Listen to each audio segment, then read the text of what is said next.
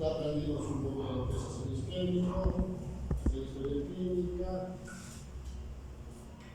y cómo enfrentar el tema del coma, pero para todo esto necesitamos los estudios que actualmente se usan en todo hospital. Antes se usaba la radiografía como un elemento importante, porque no había tomografía, y sobre la radiografía se interpretaban muchas cosas y a veces se adivinaban muchas cosas, ¿no es cierto?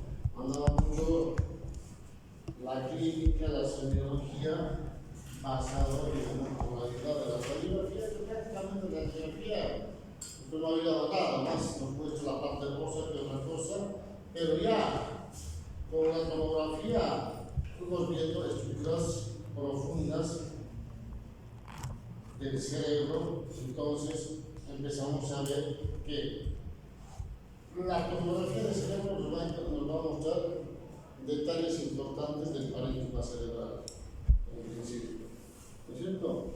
Y para entender, primero hay que saber un poco de lo que es la anatomía normal del cerebro. Entonces yo le denomino anatomía tomográfica. Cuando hablamos de anatomía tomográfica, ¿no es cierto?, tenemos que ver esto. Tomar esto. ¿Cuándo realizar tomografías sin contraste? Fundamentalmente esto en la emergencia. En la emergencia, usted sabe todo paciente que ingresa con un deterioro neurológico o se padea o algún problema de imagen, que es lo que se hace. Ya no se pide radiografía, no se pide en general, pero cuando es un problema de cerebro, directamente se pide una tomografía, ¿no es cierto? Una tomografía. Entonces, ¿nos sirve para qué? Para descartar el ácido isquémico o ácido hemorrágico. ¿Eso qué significa? Que la tomografía que nosotros hacemos en la emergencia es para ver si tiene un ácido isquémico o un ácido hemorrágico, para actuar rápidamente. ¿No es cierto? Obviamente en eso puede aparecer un absceso, un tumor, un quiste, entonces, pero, ¿no es cierto?, estamos haciendo fundamentalmente para descartar esto. Ahora, TEC. Cuando hablamos de TEC, sabemos que los pacientes que tienen TEC leve, en general no se hace tomografía, salvo aquellos pacientes que tienen conocimiento. Pues TEC leve en general no se realiza. Pero si el paciente tiene un trauma de cráneo, un P de conocimiento o un trauma moderado o severo, necesariamente tenemos que hacer una tomografía. ¿Para qué? Para ver si tiene fractura de cráneo, fractura de movimiento, confusiones, ¿no es cierto?, edema, o lo que aprendimos, para ver qué cosa. La clasificación de Marshall, ¿no es cierto?, la clasificación de Marshall. Entonces ya estamos empezando a aplicar lo que aprendimos. Guía de procedimientos, en general, ¿esto es para qué? Cuando queremos hacer una punción en tomógrafo, ¿no es cierto?, a una lesión que está superficial, o simplemente tomamos una muestra, o simplemente agarramos el marco estereotáxico, marcamos las coordenadas y marcamos el punto donde vamos a hacer el procedimiento. Entonces nos ayuda a hacer, ¿no es cierto?, una guía de procedimientos y control evolutivo de las diferentes patologías. ¿Por qué? Porque si nosotros operamos un paciente, necesariamente al día siguiente tenemos que hacer un control tomográfico para ver cómo quedó. Fundamentalmente si hematomas o hematomas. Entonces para eso nos sirve todo esto sin contraste. Pero ahora, ¿qué pasa si usamos contraste? En general se usa en tumores primarios. Ustedes saben que todos los tumores captan el contraste, no es parénquima cerebral. Entonces, usamos el contraste para delimitar o ver la extensión y el tamaño de los tumores, ya sean primarios o secundarios, las metástasis. Ahora, también en los abscesos, para descartar. Y los abscesos en general, la cápsula se va marcando. Otra de las cosas en las meningitis en general yo mucho no estoy de acuerdo, pero los neurólogos y los expertos dicen que se tiene que usar. Yo no sé por qué se tendría que usar, porque si no estamos hablando de meningitis, estamos hablando de inflamación de infección de las meninges, ¿no es cierto? Probablemente, cuando hacen esto, quieren descartar lo que se llama los enviemas subdurales, ¿no es cierto? Pero en general, en mi opinión personal, no, yo no usaría una meningitis contraste, porque más confunde que aclara.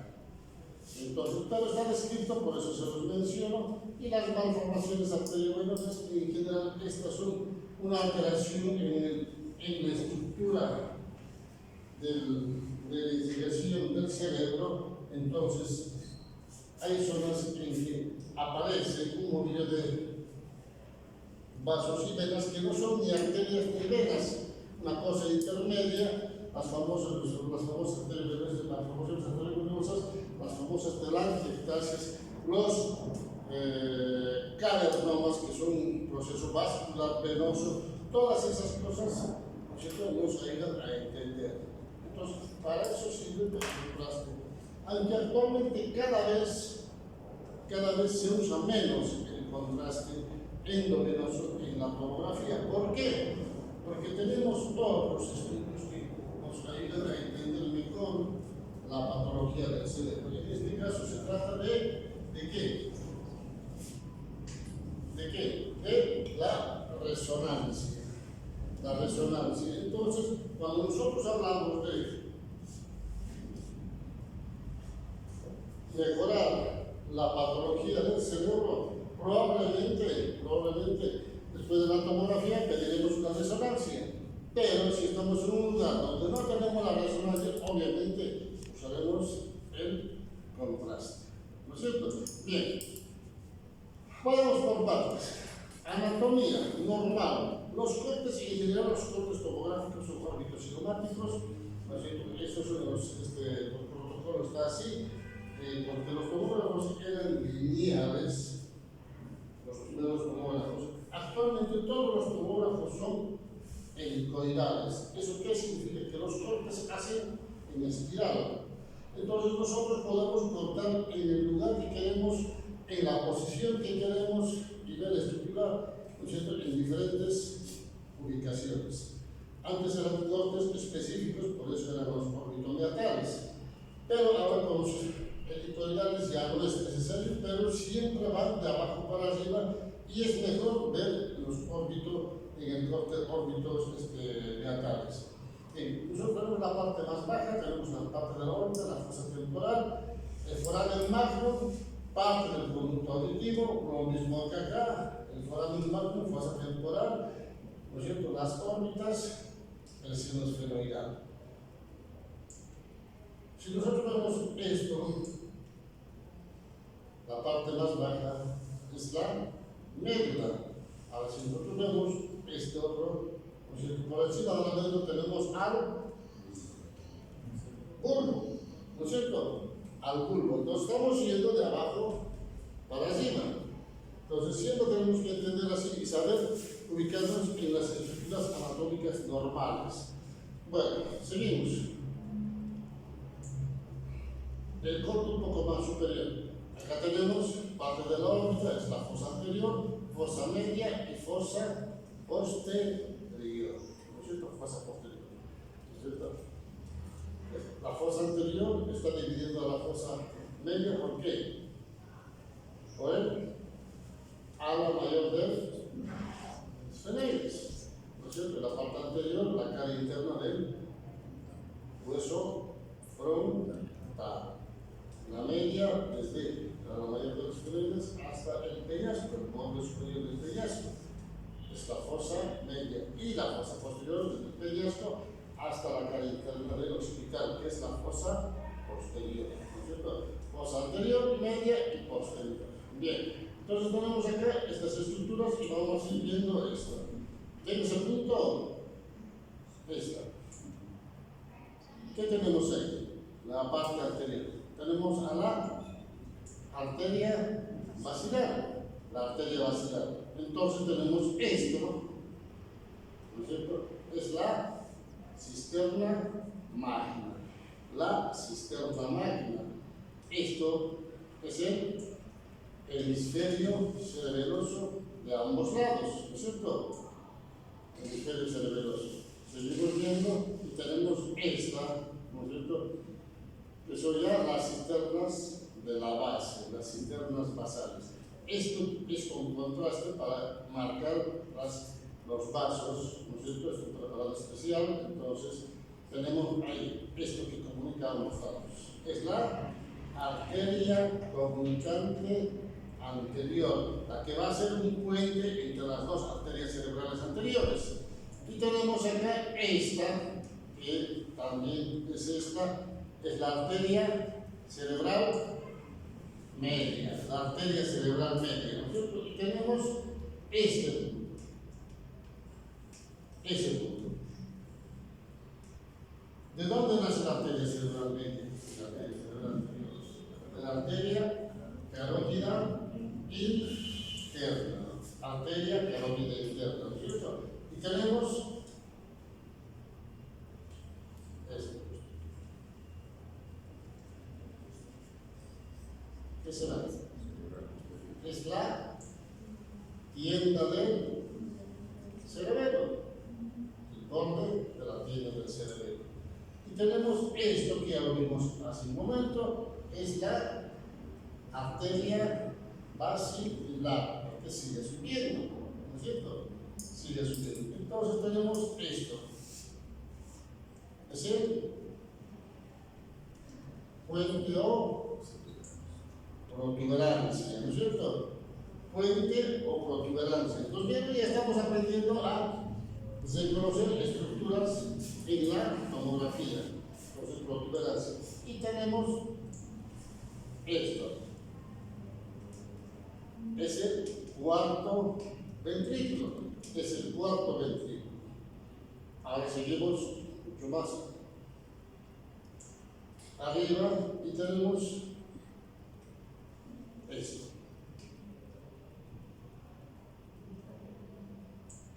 ¿Qué tenemos acá? La arteria cerebral anterior. La arteria cerebral anterior. Y tenemos esta que ya lo vimos hace un momento. La arteria cerebral media. La arteria cerebral media. ¿No es cierto? Y tenemos esta otra que es.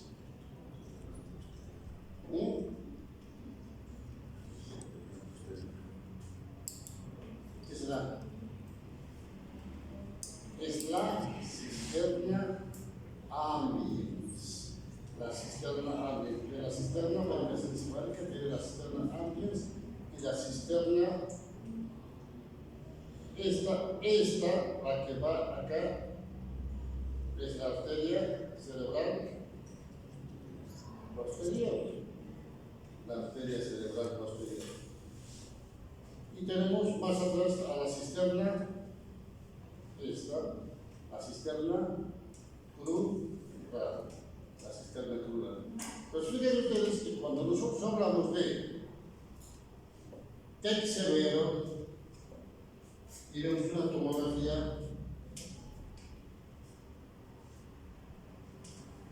y vemos el grado 3. ¿Cómo es el grado 3 de la clasificación de Marshall?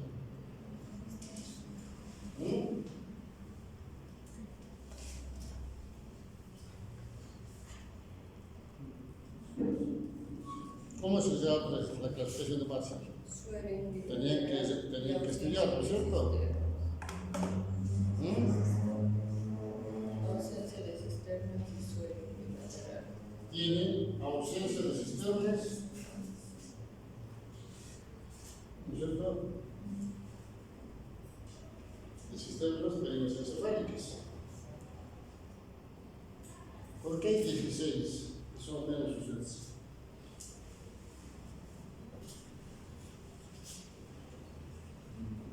Esta es la primera vez que veo esto, ¿eh?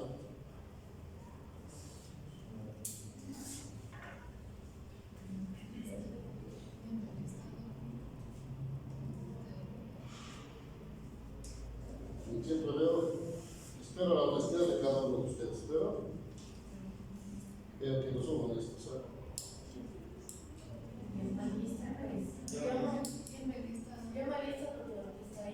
Si me molesta, todos pueden hacerlo. ¿Por qué todos? Claro, porque es el grupo.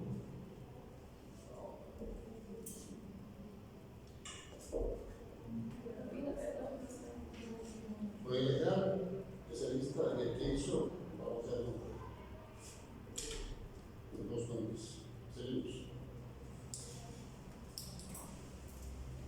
Bien.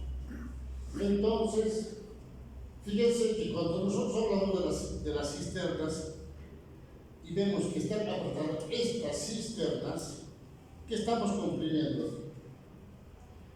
La arteria cerebral posterior, ¿no es cierto?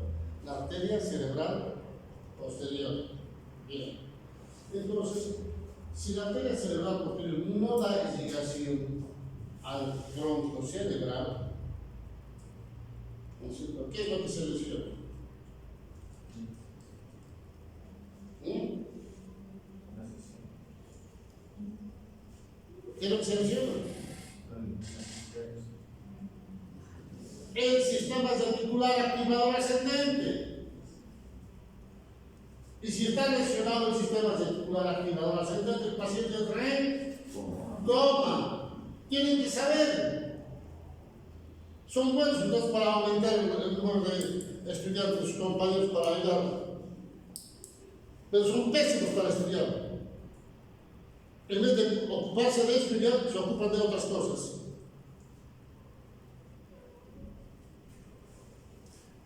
Entonces, si yo tengo lesionado esto, el paciente va a estar en coma. Por eso necesito que aprendan.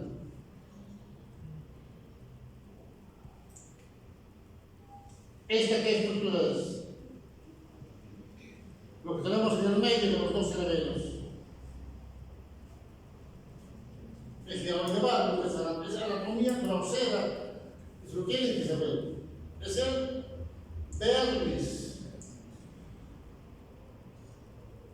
El pelvis. Entonces, si nosotros seguimos viendo, arriba tenemos ya otras estructuras que no están en las cisternas basales. Entonces, pero son otras estructuras que también son muy importantes. Y vamos a ver qué cosa. Nosotros vemos acá los ventrículos, la línea media, todo eso, pero vamos a ver esto. Es la cabeza del núcleo caudal. La cabeza del núcleo caudal. Seguimos viendo y tenemos esta estructura. Que no se mata muy bien, nosotros vamos a ver mucho mejor. Se llama el núcleo lenticular o ganglios de la base. El núcleo lenticular. Y el núcleo lenticular está formado por dos estructuras. ¿Cuáles son? El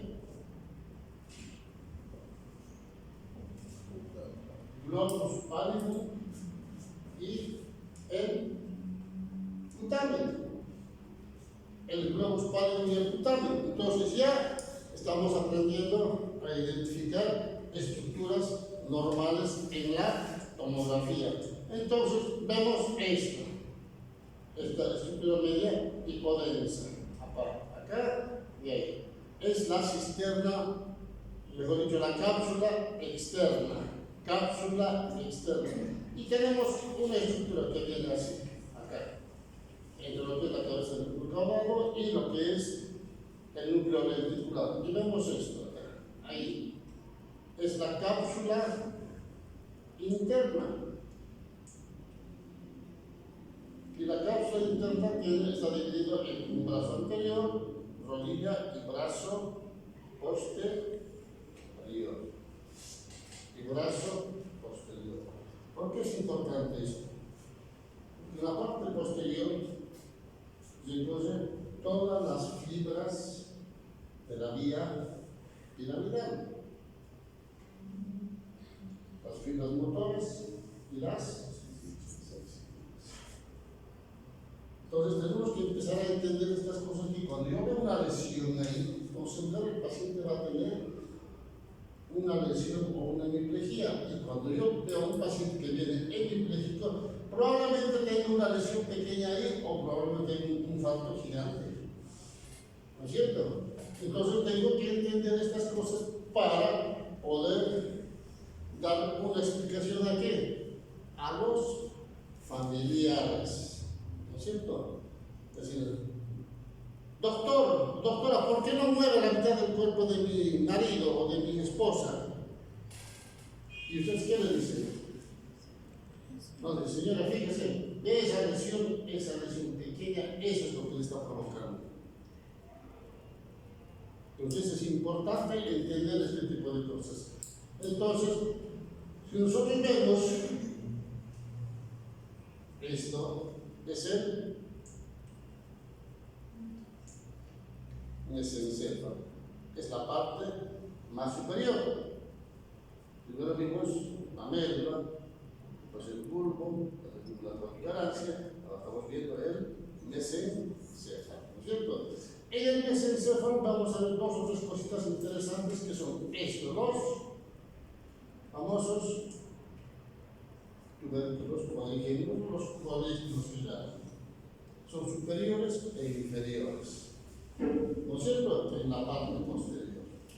Y tenemos esto, que es mucho más arriba del corte, y vamos a ver, fíjense, acá se marca mucho más intensamente la cápsula interna. Entonces vamos a repetir algunas cosas. Esta, por ejemplo, ya lo vimos, es la cabeza del núcleo caudal, ¿no es cierto? Vamos a ver también esto, es la cápsula interna, ¿no es cierto? La cápsula interna. Y tenemos esta otra estructura. Esto es el tálamo. El tálamo. Entonces, el tálamo, ¿no es cierto? Está en dos lados y al medio tenemos lo que llamamos el tercer ventrículo. El tercer ventrículo. Entonces, tenemos el tercer ventrículo, ¿no es cierto? Y las paredes laterales del tercer ventrículo está formado por los tálamos, ¿no es cierto? ¿Y esto qué es?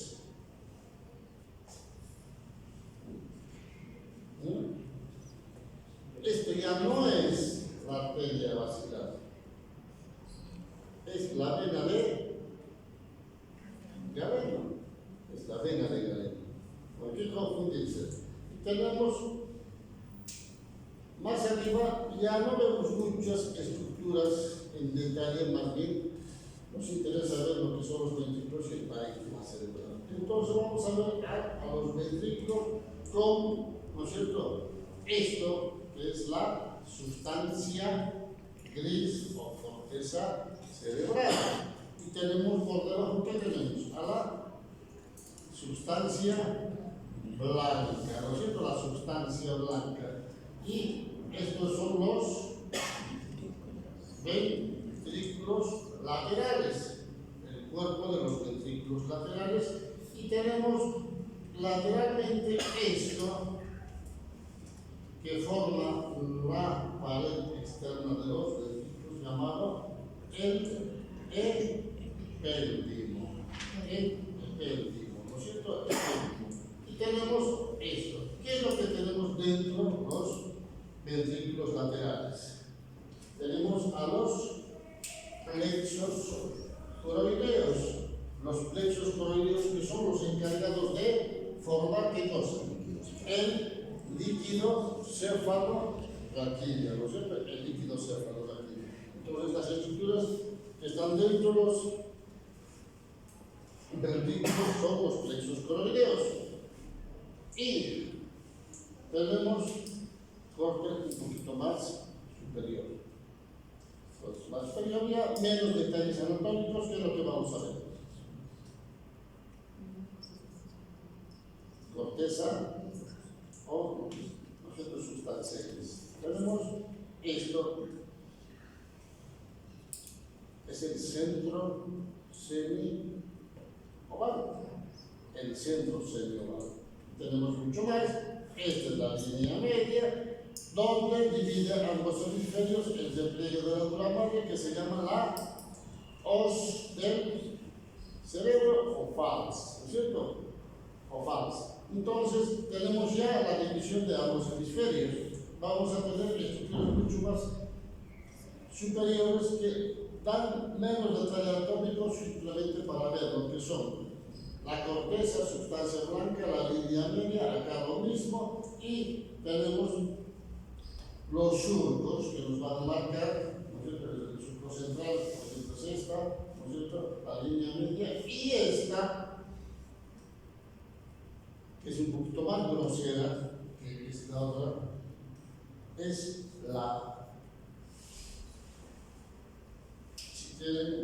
la vena importante que lleva la sangre desde el torno hacia el corazón.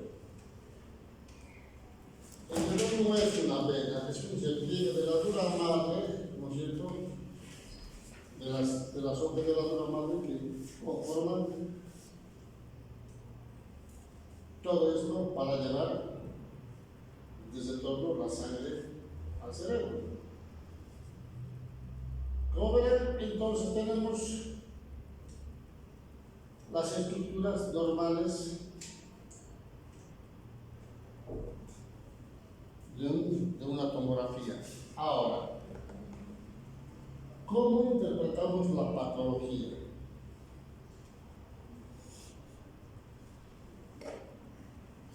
Fíjense ustedes, tengo un paciente y veo esta tomografía. Entonces yo tengo que entender, para dar el lenguaje de la tomografía, en la tomografía se habla de densidades y en la resonancia hablamos de intensidades, ¿no es cierto? Entonces, el parénquima normal es isodenso, y lo que es blanco es hiperdenso, y lo que es oscuro es hipodenso. Entonces tenemos isodenso, hiperdenso, hipodenso, isodenso, hiperdenso.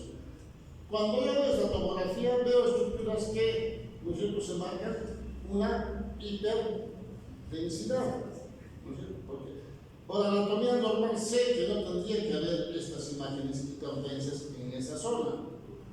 Entonces, si yo veo que son hiperdensas, para mí es sangre. Entonces, la hiperdensidad se marca, ¿no es cierto?, en la tomografía. Todo lo que vemos hiperdenso es sangre o hueso. Pero yo sé que el hueso está en la periferia. Y al medio no tendría por qué ver, ¿no es cierto? Entonces, si veo que es así, para mí esto será sangre. Entonces, ¿no es cierto? ¿Y dónde está ubicado esto? ¿Dónde está ubicado?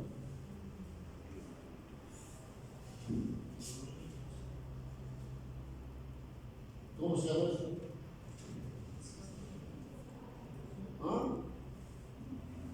Las cisternas perimesencefálicas, ¿no es cierto? Son las cisternas nasales.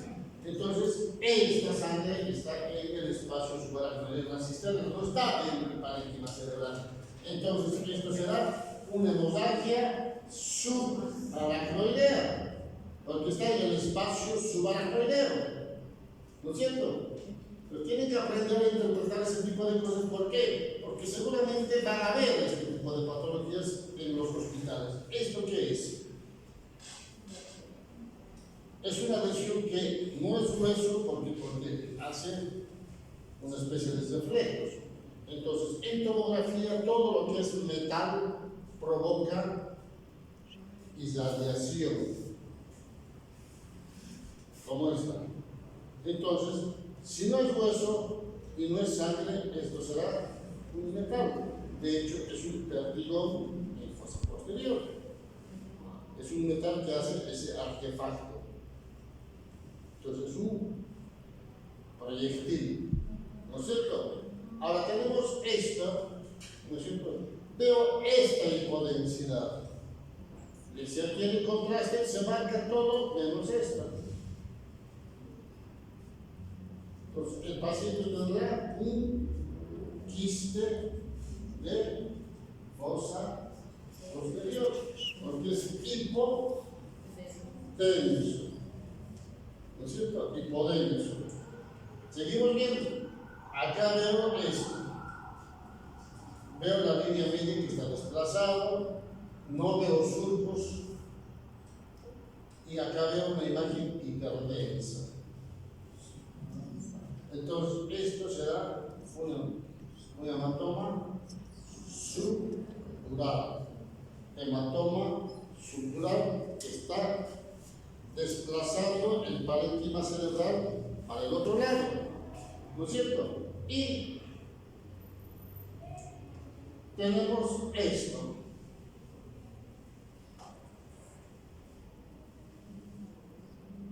Entonces, acá vemos algo que llama la atención. Nosotros sabemos que por tomografía los surcos y las fisuras empiezan ¿dónde? En la periferia, en la, ¿no es cierto?, cerca al hueso externo, ¿no es cierto? Pero si nosotros prestamos atención, estos surcos están a la mitad, ¿no es cierto? Y acá vemos que no hay. Entonces, esto es un hematoma subdural subagudo. Hematoma subdural subagudo. Los subdurales subagudos en general tienen la misma densidad que el parénquima cerebral. Pues mucho cuidado con confundirse. La gran mayoría de los médicos egresados, los que trabajan en emergencia, ven esto, les dicen, no tiene nada, vayas a la casa. El paciente se pone peor y se muere. ¿Por qué? Porque ustedes no hicieron el diagnóstico.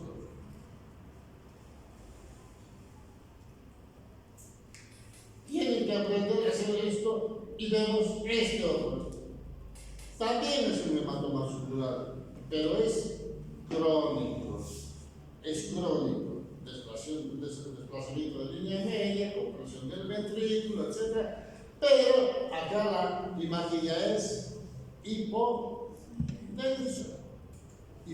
Entonces ya sabemos que los hematomas subdurales pueden ser agudos, subagudos o crónicos. Los agudos son hiperdensos, los subagudos son isodensos y los crónicos son hipodensos. ¿No es cierto? Bien. Vemos esto.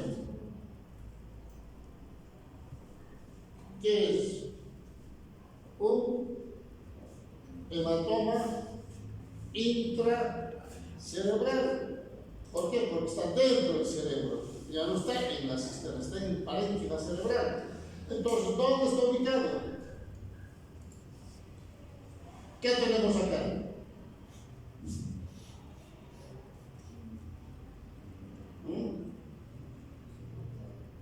El núcleo lenticular. El núcleo lenticular. ¿Qué tenemos más abajo?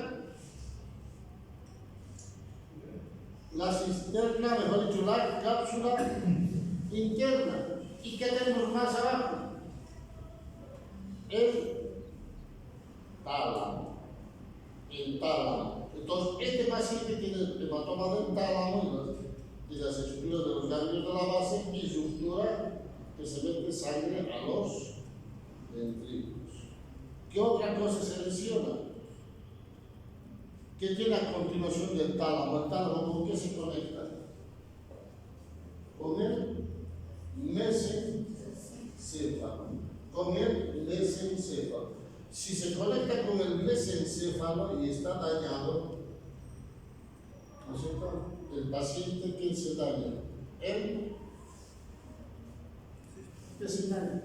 El sistema reticular activador ascendente. El paciente entonces está en coma. ¿Vieron que tienen que entender todo esto? Vemos este otro. es un accidente, es una fractura, un hundimiento de cráneo, ¿no es cierto?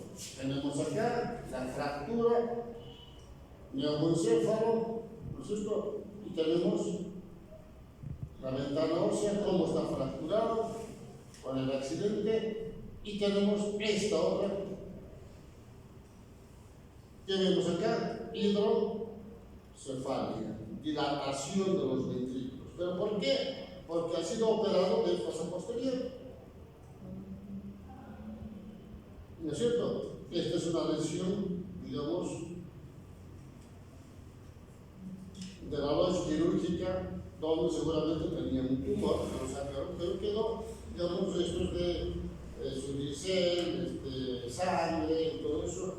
Hizo edema, continuó el cuarto ventrículo y empezó a hacer hidrocefalia. ¿No es cierto? Tenemos este otro paciente con hidrocefalia, pero vemos acá esto, que es un catéter que va hacia afuera. Este catéter puede ser de una válvula o de un drenaje ventricular externo. Entonces, cuando yo veo esto y coloco esto, ¿qué es lo que tengo que hacer? Siempre tomar muestra de líquido cefalorraquídeo. ¿Para qué? Para mandar a analizar los valores normales y patológicos de este líquido cefalorraquídeo. Se pide el estudio citoquímico o físico-químico que se llama y el cultivo del líquido cefalorraquídeo. Entonces, cuando yo veo así, tengo que entender esto. Los valores normales. Lo normal, cristal de soja, transparente, proteínas. Algunos dicen de 10 a 40, algunos dicen de 15 a 45, proteínas normales en líquido cefalorraquídeo. Las células en general no tendrían que haber, tendría que ser 0. Algunos, la gran mayoría de los autores dicen de 0 a 5. Algunos que otro autor pone hasta 10. Y en general siempre es a predominio mononuclear estas células, ¿no es cierto? Y la glucosa en general, algunos dicen un medio de la glicemia basal de ese momento o 2/3 de la glicemia basal de ese momento, o algunos dicen más o menos un promedio de 60 miligramos por decilitro. Entonces tenemos que aprender cómo se presenta una meningitis bacteriana, cómo se altera el aspecto del líquido cefalorraquídeo, las proteínas se elevan, las células aumentan. Los elementos totales de las células ya no son a predominio mononuclear, son a predominio polimorfonuclear, y la glucosa totalmente baja. Entonces, en las películas más o menos pasa lo mismo, la vida lo mismo, la micótica, la parasitaria, todo esto tienen que aprenderse para saber y poder interpretar el líquido cefalorraquídeo. Entonces, cuando uno hace una punción lumbar, ya se lo dije varias veces, siempre la posición en decúbito lateral nunca parado ni sentado, en la posición fetal con la flexión de las rodillas y la cabeza, buscar el espacio fundamentalmente L4, L5, ¿no es cierto?, para tomar el líquido cefalorraquídeo que salga gota a gota, no a chorro ni a aspirar. Y si no encontramos el espacio de L4, L5, subir un espacio L4, L3. Si no encontramos ahí, mejor no hacerlo, porque más arriba es mucho riesgo. ¿Por qué? ¿Por qué?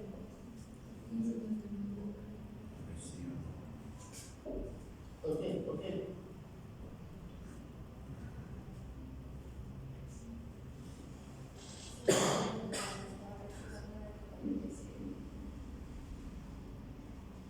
Sí, más o menos. ¿Por qué? ¿Por qué? ¿Por qué? ¿Por qué? ¿Por qué? ¿Pero por qué? Porque a ese nivel estaría la cautequina. Porque más o menos la médula termina donde, a nivel de L1 normalmente, pero hay variantes que pueden terminar en T12 o L2. Entonces, si yo, como no tengo ningún espíritu, hago la función acá y está justo acá el cono medular, probablemente lesione el cono medular. Si lesiono el cono medular, el paciente ¿cómo va a quedar?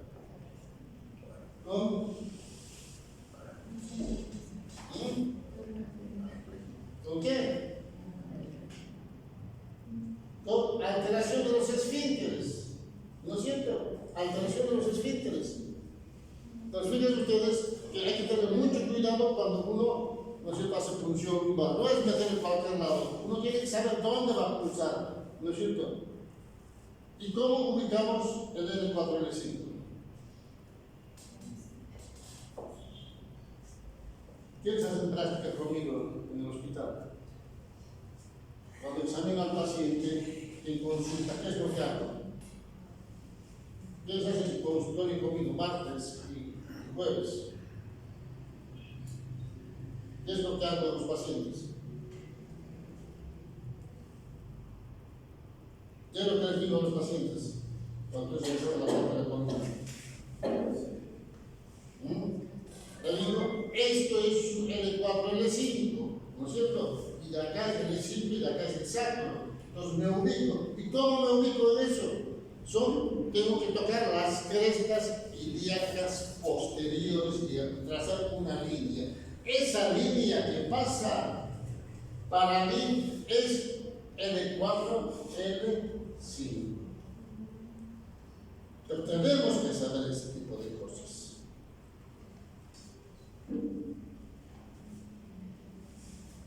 Para eso son las prácticas. Uno ve lo que está haciendo el médico.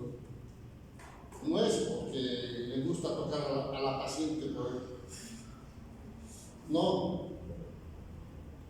Entonces, uno tiene que ubicarse y explicar al paciente de por qué estamos buscando cuál es el objetivo. ¿No es cierto? Entonces, fíjense ustedes, y cuando nosotros hablamos de tomografía, tenemos que tomar en cuenta este tipo de cosas. Son las patologías más frecuentes que van a haber, porque hay un montón de cosas que se tienen que tomar en cuenta, pero estas, ¿no es cierto?, son las con relativa frecuencia las que se van a presentar. Muy bien, ¿alguna pregunta?